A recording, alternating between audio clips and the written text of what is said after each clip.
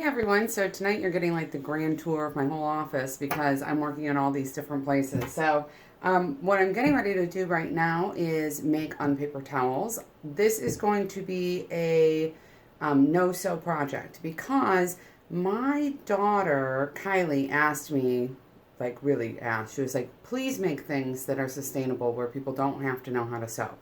I do happen to know how to sew. I'm good at it. I've been doing it basically my entire life for like probably almost 40 years I've been sewing. So I do, but a lot of people don't. And a lot of people don't have a sewing machine or they don't have access to a sewing machine. So it's great to have ways that are approachable for people to do things. So we're going to do no sew for these tutorials. I'm also going to be doing no sew t-shirt bags later in the month and snack bags and like cloth snack bags and things like that so that everybody gets the opportunity to do these things. So my handy tools here are going to be a pair of scissors.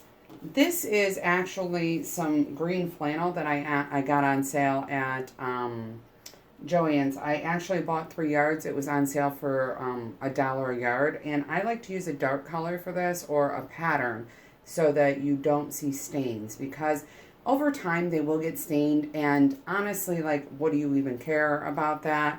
But you don't like to look at it, maybe. Like, you don't want to look at coffee stains or wine stains on there. So they're less noticeable if you've got a darker fabric or a pattern. And then I also have some fabric glue. So I actually ordered this from Amazon. I'll put it in my links. And I have a ruler. And I have a this is actually just a fabric pencil. You can also use chalk. That works really well. But you want to be able to measure out the size of your thing. And then I just ripped a piece of cardboard off of a box. And I'm going to use that later to hold my fabric glue. So that's my story. Okay, standard paper towels are 12 inches by 11 inches. Just so you know, I measured them because I'm that OCD. Like legitimately. So they are, but I want to put my paper towels into this Pampers box because I want to reuse it, and I think it'll be super cool if they like pop up out of here. I think it'll be easier for everyone to use, and maybe it'll get the kids to be more enthusiastic that, you know, they can just pull them out and it's nice and simple. So, and I'm really way more interested in folding them together than rolling them all back up again every time I use them. So that's what I have, and I'm thinking I might like decoupage this box because I'm like kind of crafty, and then I can put it on my counter. It'll be all decorative, and I have like kind of a wine theme in my kitchen, so I might put wine labels on it. I don't know. So we'll see. But anyways, I'm gonna probably decoupage this box. I know I probably could have done like a DIY blog because I'm super crafty, but you know, there's a lot of those, and I don't want to do craft projects every single week. So, but I am gonna do that, and this will be then on my kitchen counter when we start doing the when we start doing all of the kitchen parts of the sustainability challenge. You will see this again. And so this is actually 7.5 inches wide. So I am going to make my paper towels 7.5 inches, or 7 inches, sorry, by, I'm going to say like 9 inches. So, because this is 4.5 inches wide, and then that way I can fold them in half and overlap them so that they'll pull out. Which I will show you when I get to phase 2. So tonight we're just going to make them, and then when I get to phase 2 I'll show you how to get them stacked in the box and what to do with them once you have them, and how to, you know, use them and dry them and wash them and all that kind of stuff. So, which sounds hard, but it's really not. It's super easy. So, anyways, what I'd like to do first, this is going to, by the way, be a little bit of a longer tutorial. So you should, you know, pause me, get a drink, do whatever you need to do. What I'm going to do first is called straightening your fabric. So if you don't sew, you might not know this, but fabric, when it comes off the bolt, it has like these thicker ends here, which you probably don't want, and it's not cut perfectly with the grain. And that's actually why when you make something with your fabric, like if you've ever folded a shirt or something where you hold it up and it's kind of like crooked, that's why that happens, is because they didn't straighten the fabric before they made the shirt. So in this particular case, because we're just making paper towels, it doesn't matter. You don't have to do this part. You could totally skip it. But I do it out of habit, so I do it every time. And what you do is you just are going to take a little snip in the corner, and you just rip it, and it comes right off and gives you a nice clean edge, and it's nice and straight. Again, this is 3 yards, so you know that's why it's taking so long. But you might not want 3 yards. I like, okay, so my family uses tons and tons of paper towel. And because of that, I want to make sure that I have lots of it, and I don't want to have to do laundry, 3 times a week. So I figured this is a good way to make a whole bunch of these, and then I can, even if they don't all fit in a container, I can rotate them in if I need them. The other thing is, you can always mark a couple of them for, your grocer jobs if you want to. So you could have some that are maybe just rags that you use to clean up, grease or gross things. But then these are like your counter ones. So you're going to do the same thing at the top though. You're going to make a little snip, and then you're just going to pull it. And I didn't make my snip deep enough, so it didn't go all the way across. That's what happens, y'all. If you don't make your snip deep enough, it won't go all the way across, because that means your fabric is cut really crooked. So, sometimes it's better to just go an inch in and do it that way. And now I'm going to go from the other side, because that still wasn't deep enough. So, at any rate, I just lost my grip. So, at any rate, I am just a fan of starting with straight fabric. It just makes it easier in the long run, in my opinion. But you do not have to do this step, as I said. And I'm going to trim up that last tiny bit, because I am off by maybe a half, and I think I'm off by like a centimeter. And I do not want to cut a whole bunch off. So, okay, now I've got my fabric nice and straight. You can tell if your fabric is straight because your threads will just pull straight out all the way across. And then, once you have that, you're going to lay it out, and you are going to measure and cut. Now, I am not insanely worried about, look at this, I've got like a little decorative thing going on here. These, by the way, just so you know, the ends are great for ribbon banners and things like that. So I tend to keep these because I use them for other crafts, just so you know. And they can be really, really handy for like dream catchers and things like that. So there we go. So now that my fabric is laying nice and flat, I am going to measure just with my ruler from the end to my, because it's shorter this way, let's see how, I love this, how long this is, so we know how many we can fit, which way is it better to go. So we've got 12, 24, 36, and 40, about 42. So, which is pretty standard. So we actually have, because we trimmed it, so we have about 40, we've got about 40. So I would just do some simple math here and go, I would do the 8 inches on this side and do the 7 inches on this side because it'll fit better. So I'm going to measure 7 inches from the end here. All right, so I'm going to line that right up to the end, mark my 7 inches, okay, and I'm just going to keep doing that. I find it easiest to just lay my ruler, I'm going to show you this, so that the edge of the ruler is right on the thing, and then that kind of helps keep it nice and even, okay, and very gently you're going to mark your 7 inches because you don't want to move your fabric and your ruler and all of that. So you can see how chalk would be really beneficial for this. And then you're going to go up the side and you're going to measure 8 inches. I'll turn that and make it a little easier on myself. So that you know where you're stopping. Okay. So my family tends to use those, those select-a-size paper towels. So we're kind of used to using smaller towels, but when you see this, you're going to be like, wow, that's small. I can't believe you're doing that. So you might want to make them a different size, and that's okay. But this is kind of what works for us. And you might know that you always use the giant ones, the like full 11 by 12, and that you like that size, and that's fine. So now I'm just using my ruler to connect all those little hash marks I made, and I made a little square. So you can see that I drew a square. I'm gonna turn this down so you can see my project better. So I made my square. Now, this is really important. You want good sharp scissors. So typically what you want is a pair of scissors that are your sewing scissors. A lot of times I write sewing on my scissors with a Sharpie. These are great. I actually have these are actually Fisker scissors, and these bad boys are crazy sharp. These are awesome. These are a lesser brand. They didn't cost as much. These are real sharp.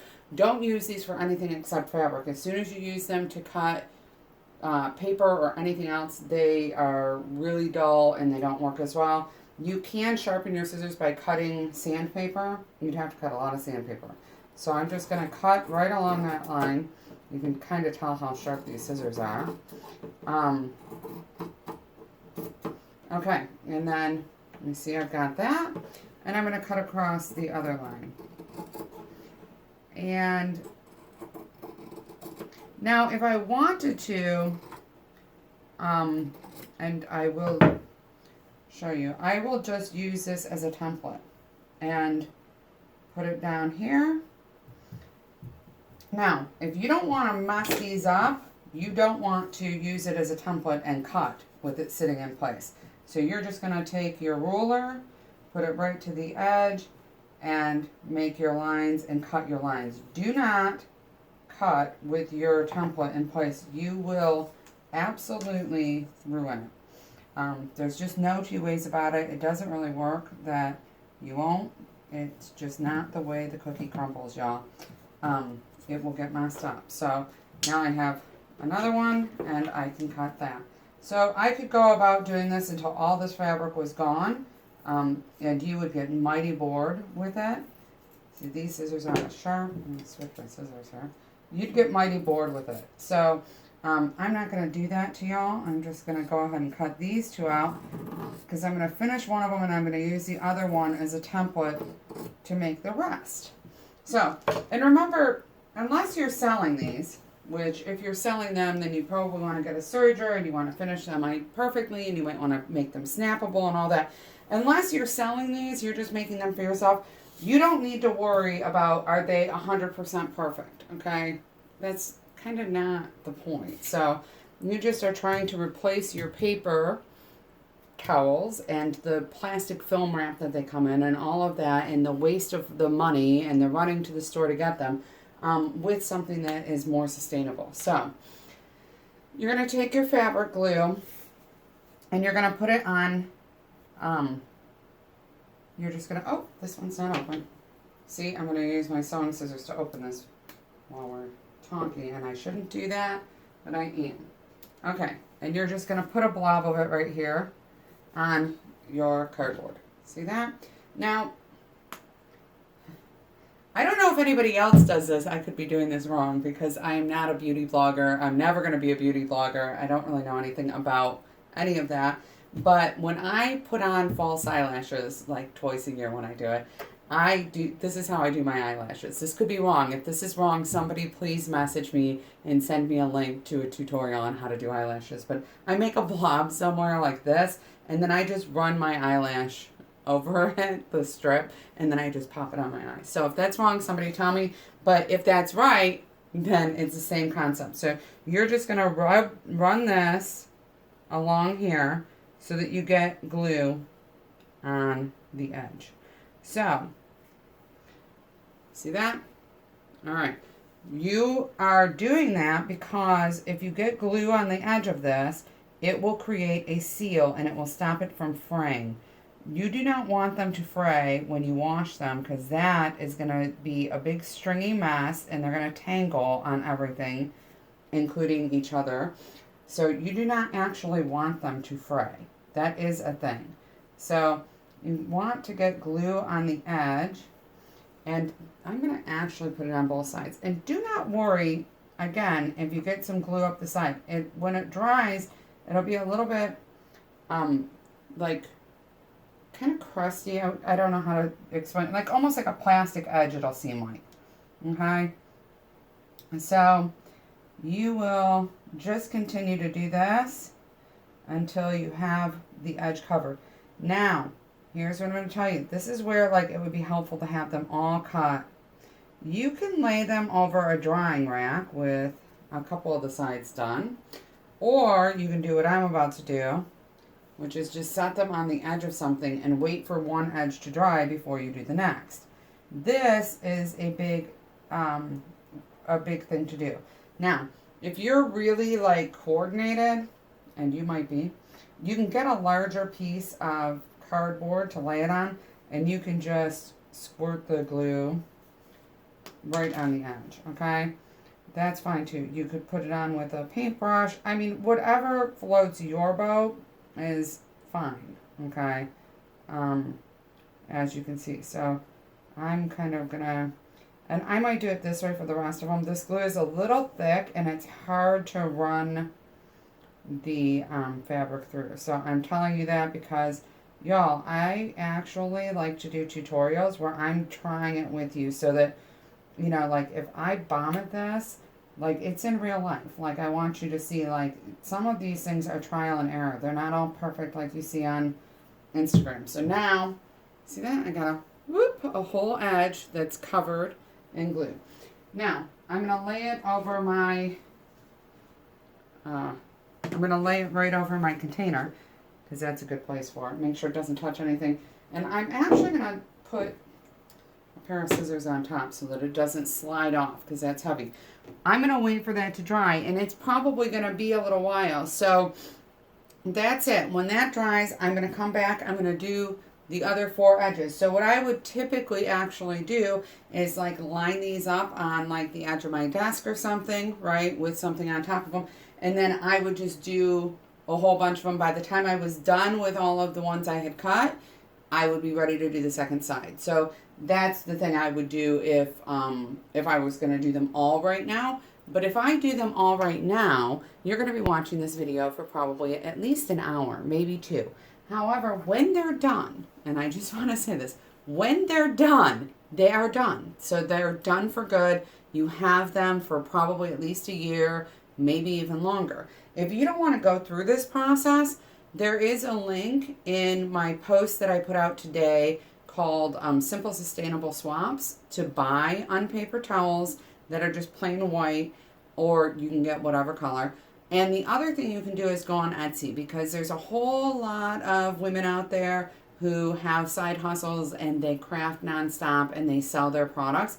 And they have some super, super cute unpaper towels that have, like, you know, hedgehogs on them, all kinds of cute stuff. So anyways, and they roll up, like, you can get different themes. You can get animals or animal print or plain blue or whatever you like, whatever your jam is, and you can order them, and they're not actually super expensive. But for just a couple hours of your time, you can make them yourself. This, again, is fabric glue. I'm going to move that up there. We are going to use this flexible, stretchable fabric glue again when we make our t-shirt bags.